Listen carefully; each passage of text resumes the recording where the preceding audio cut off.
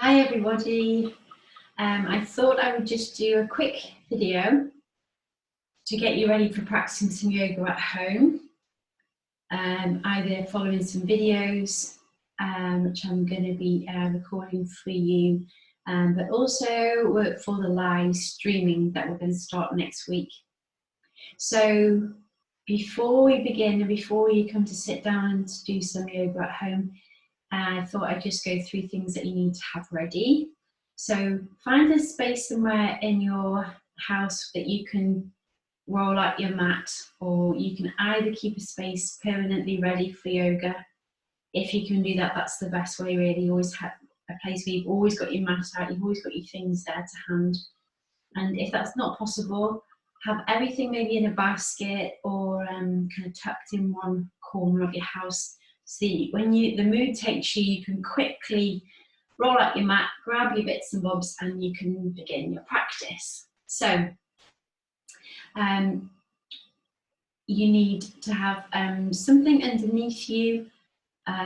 Obviously, we've got yoga mats that you can use. If you don't have a yoga mat, you can use a towel, like a large bath towel, bath sheet or beach towel, or you can use a blanket.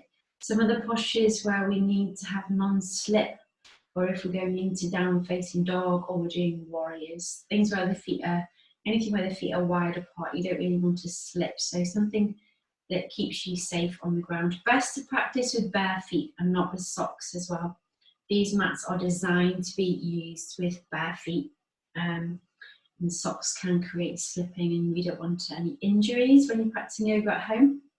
So I use, as most of you know, I use these yoga towels underneath my mat, and that's because the carpet in this room is a pile carpet, and because of the pile, the mats wrinkle on this carpet. And this hot yoga towel, which is really designed for hot yoga where people sweat a lot, it's thin, but it does have these little grippy little daisies which really help to grip as well. So that's quite a good option if you don't have a yoga mat. And if you find your yoga mat wrinkles on the carpet, then they're a good way to prevent that from happening.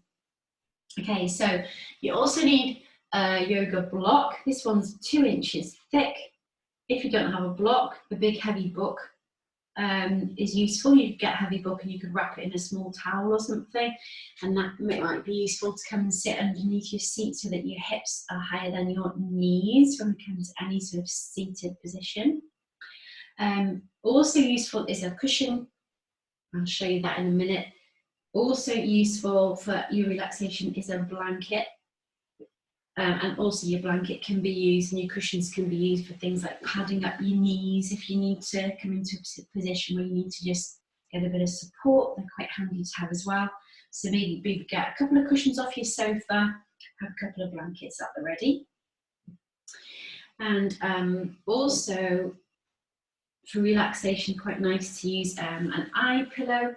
So as you lie down, this just the weight of it helps to relax the eyelids, take the light out of your eyes. If you don't have an eye pillow, if you just get a scarf, that also works quite well.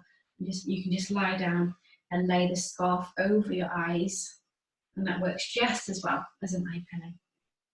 And we might be using some straps. So we have these yoga straps. This is some upholstery webbing that we use in class, but anything will do, and like a belt, anything that is long enough for you to wrap around the sole of your foot while you're lying down. So you might want to have one of those handy. And also, if you have delicate knees, then knee pads are handy to have to put on your knees for things like cat pose.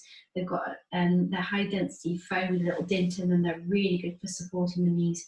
But also your blanket might come in handy here in cat, because you can slide the blanket under your knees. One thing that you might want to think about is when we're doing lying down postures, you might find that you want to put a cushion under your head. So just let me show you that now. So often what I see in yoga classes is that when people are coming into postures where we're doing things like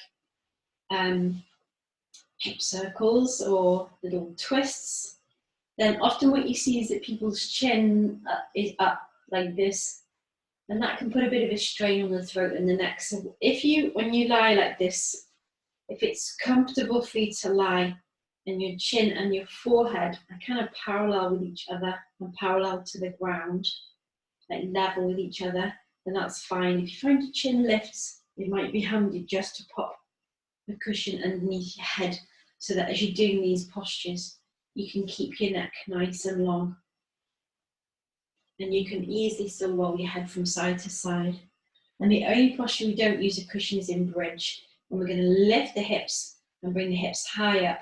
We don't want to have this, this position here for the neck. We do bridge pose. Otherwise, anything where you're lying down, please support the head with the cushion. You'll be much more comfortable doing that.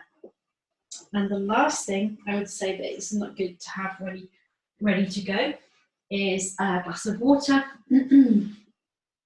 So please have a glass of water ready.